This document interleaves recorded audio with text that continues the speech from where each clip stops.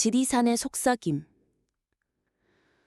세상엔 인간이 함부로 들어가선 안 될 장소들이 있다. 특히 해가 진 이후엔 더욱. 저는 지훈이라고 합니다. 서울에서 활동하는 프리랜서 사진작가입니다. 작년 가을 초 저는 혼자서 지리산 깊은 곳으로 사진 촬영을 떠났습니다. 오래된 문서에서 우연히 본 지도에도 없는 폐사에 대한 내용이 머릿속에서 떠나질 않았거든요. 그곳은 과거 조선시대 비밀의식과 생명재물이 행해졌던 장소로 알려져 있습니다. 근처에 조그마한 마을도 있었지만 어느 비 오는 밤 이후로 마을 사람 전원이 흔적도 없이 사라졌다는 소문이 전해 내려오죠. 하지만 전 그런 이야기를 믿지 않았습니다. 그게 제 가장 큰 실수였습니다. 이틀 깬 산을 헤맨 끝에 저는 마침내 그 폐사토에 도착했습니다. 사방은 축축하고 음산했으며 기묘할 정도로 안개가 끼어 있었습니다. 불상이 반으로 깨져 있었고 돌계단에는 이름 모를 손잡곡들이 검게 남아 있었습니다. 햇빛이 내려오고 있음에도 그 자리는 유난히 차갑고 어두웠습니다. 저는 근처에 텐트를 치고 밤에 촬영할 준비를 했습니다. 그런데 해가 지자마자 온몸에 소름이 돋을 만큼 기온이 갑자기 떨어졌습니다. 그리고 멀리서 목탁 소리와 연불 소리가 들려오기 시작했습니다. 주변엔 아무도 없었는데 말이죠. 새벽 2시쯤이었을까요? 무언가 텐트 밖에서 사각사각 소리를 냈습니다.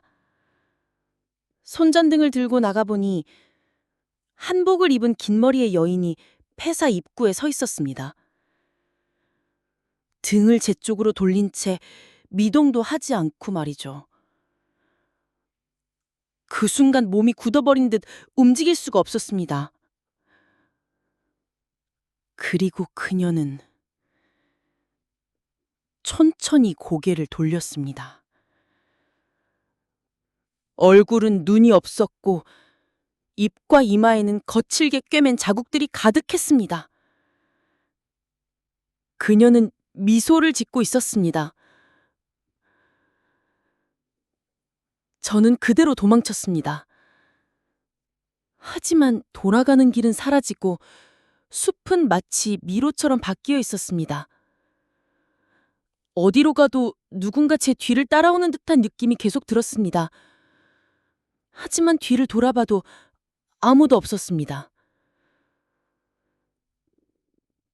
해가 뜰 무렵 정신을 잃은 듯 쓰러져 있었고 다시 눈을 떴을 때는 익숙한 등산로 옆에 누워 있었습니다. 혹시 다 꿈이었을까? 그렇게 생각하며 카메라를 확인했는데 그날 밤 찍은 사진들엔 모든 장면 뒤에 검은 형체가 서 있었습니다.